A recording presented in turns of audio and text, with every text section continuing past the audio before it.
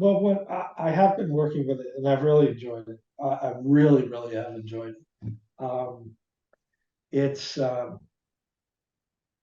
my show this summer um, was a combination of my urban photography and also a group of portraits that I did um, utilizing AI.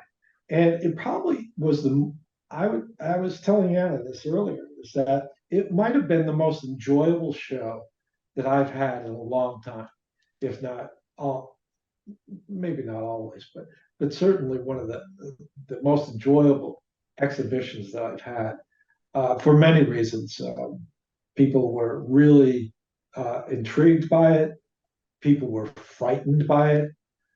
People were perplexed by what they were looking at. They didn't understand. So for me, it really was a lot of fun in terms of seeing how people responded to it, and a lot of people wanted to learn about it, and so I really loved it. I really, really enjoyed it, and also I saw a distinct after doing that project. I saw a distinct connection between what I was doing with my in-camera images and the AI images that I would make that I was making. And I was asked, what's the connection between the two? And it became very clear to me that they were exactly the same, even though they looked very different. They were really exactly the same. They were pictures about pictures, and that's what I've been interested in for over a decade, and that's the type of work that I've been doing through my in-camera urban work as well. So I really loved it. The my interest in it came through my other hat. I started building some technology and the online platform that I built and that I own. And so it became very clear to me that there was lots of different ways that you could use this. It's extremely powerful. There's no question about it.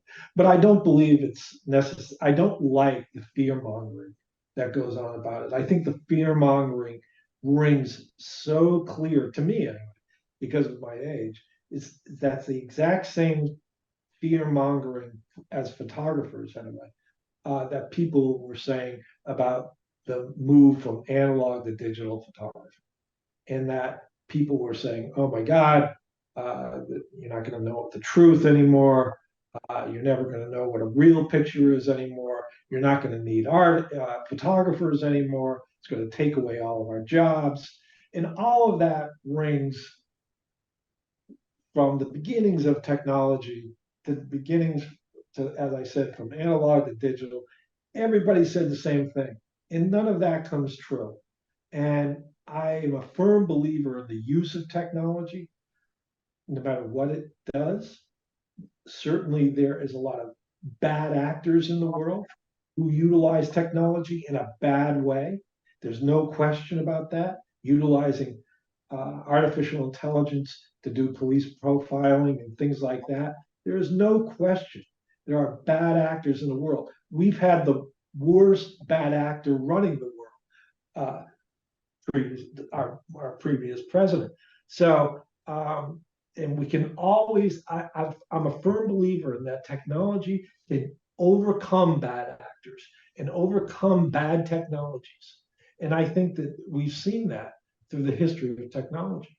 So there's no question, it's really, really powerful. Certainly the writing technology, it's really quite something. But a lot of the technology itself and the way it's built, for me, I look back on it and I go, a lot of what they're doing in utilizing in building this newer version uh, of technology is they're utilizing a lot of technologies that's already have existed.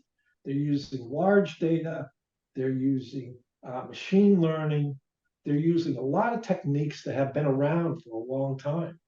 And they're sort of bringing all of that together, and they're presenting it in a new and actually better way. There's no question about it. So, but for me, it's really, really exciting. And in terms of the writing technology, and the technology that people are afraid of, I think, and you hear about it in terms of the strike that's going on with the Writers Guild out in Hollywood. Well, if you want, can can AI technology write a murder you wrote, or I can't remember the name, or this run of the mill same television programs that we see over and over and over again, and also films over and over and over again that are just sort of run of the mill? Sure, it probably could do that, and it could probably do it very well. But you're not going to get Martin Scorsese and Paul Schroeder and people like that. You're not going to get films like that. It's just not going to happen. And one of the things I learned about my show, and I'll stop my rant in a second, is that one of the things I learned about making images with artificial intelligence, it's just another tool. But one of the things I learned was that the knowledge bases, and I used a number of different knowledge bases to do this show, is that it truly lacks. It really, really lacks information. And that information, what I learned was me and you. There are huge, massive holes in this stuff. And I learned that very early on using it. And it surprised me because everybody was saying, oh, it's so powerful. It's going to take over. It's going to run. It's going to take over the world. No, it's not going to do any of that. I actually tried to use it to write a Wikipedia article about myself. Oh, really? And it came up with a whole bunch of factual errors.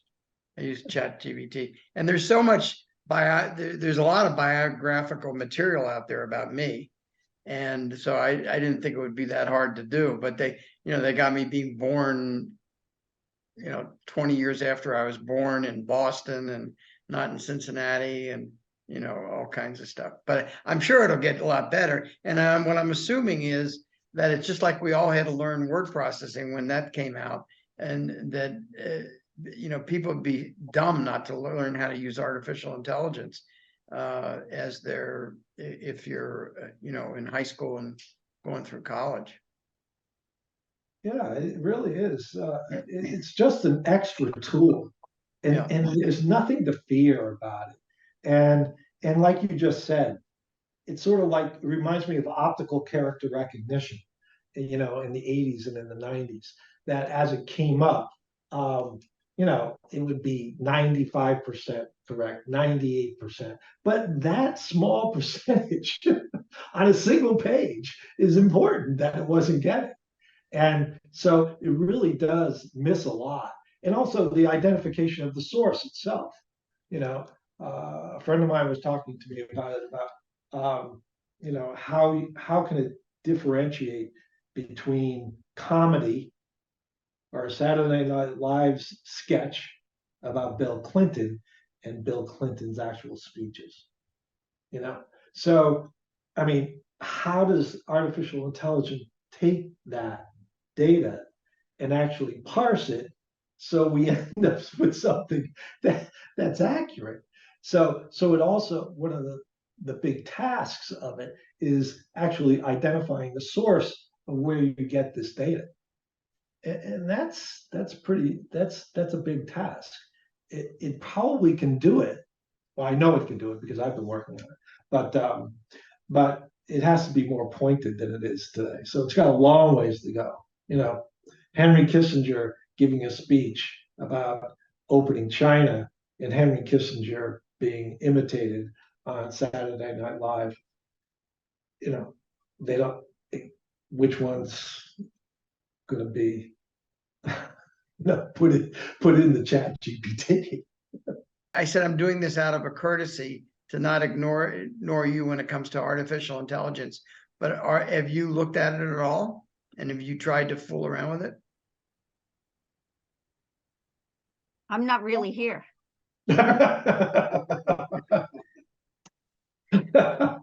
Good Perfect. Excellent answer. Yeah.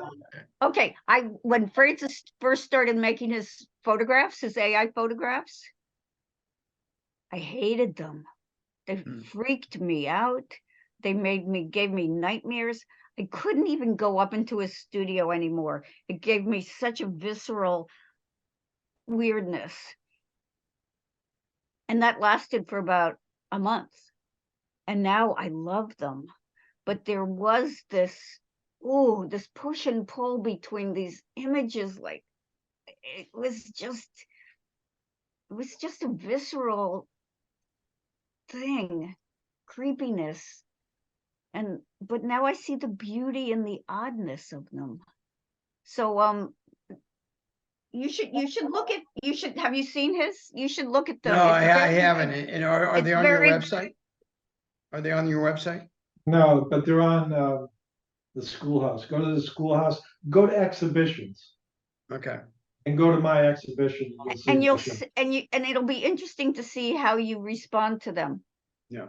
You know, because some people gravitated towards them and other people were like, oh God. But what I was talking about in terms of political art or narrative art, the thing which about those photographs is they're printed so beautifully.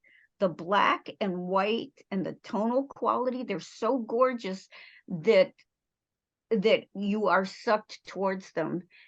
And then you start to decode them, and then either somebody goes back or forwards, but the initial thing, they're very, very beautiful as objects.